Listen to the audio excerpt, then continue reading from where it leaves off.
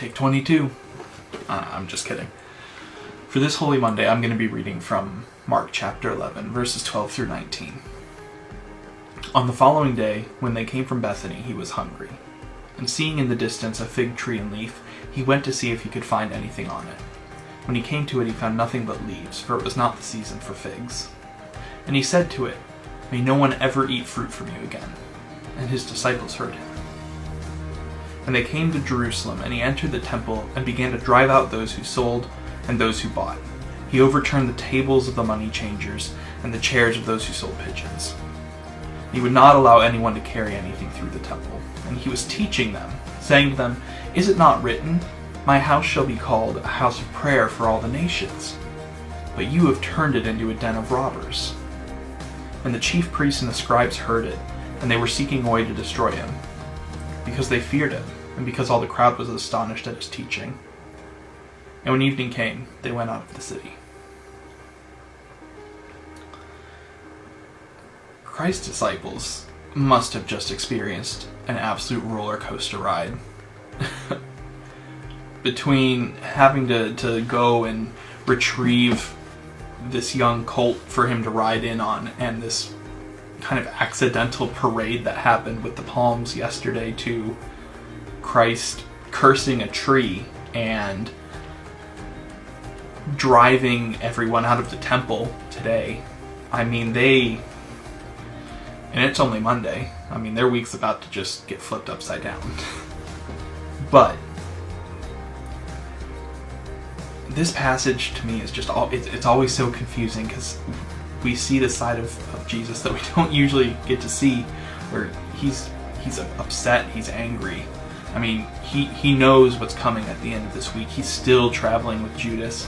He's still teaching and trying to get his disciples to understand what's happening, and just he must feel like he's talking to a brick wall.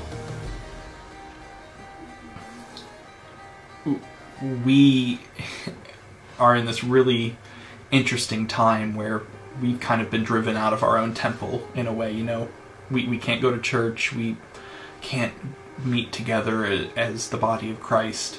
We're all kind of isolated in our own homes.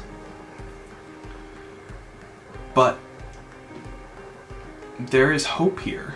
I mean, we hear Christ, after driving everyone out of the temple, is teaching. And I think we have the opportunity here to learn. We've been driven out of our own temple, but we have so much technology open to us. We can live stream our services. We can have Zoom calls 3 or 4 nights a week. We have Google Hangouts. We can text each other.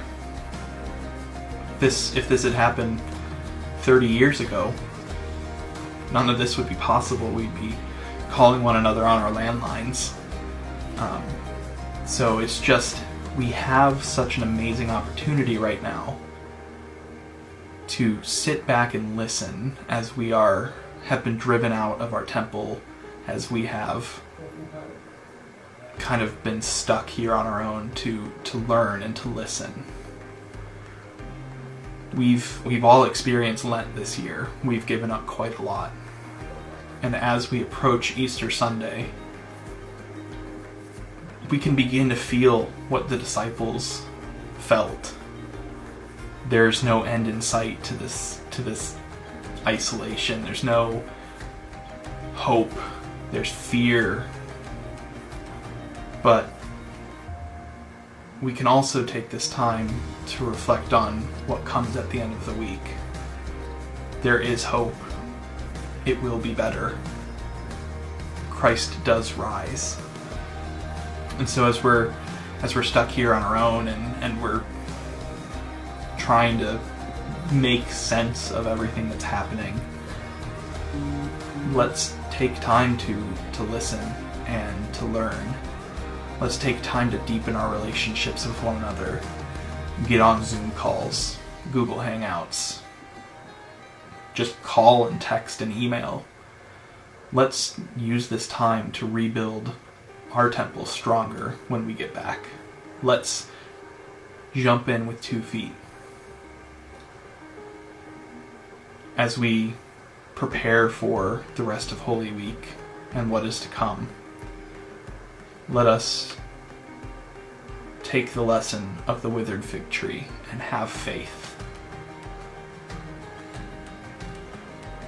Let's prepare for what is to come, the hope and joy of Easter. Have a blessed Holy Monday, everyone.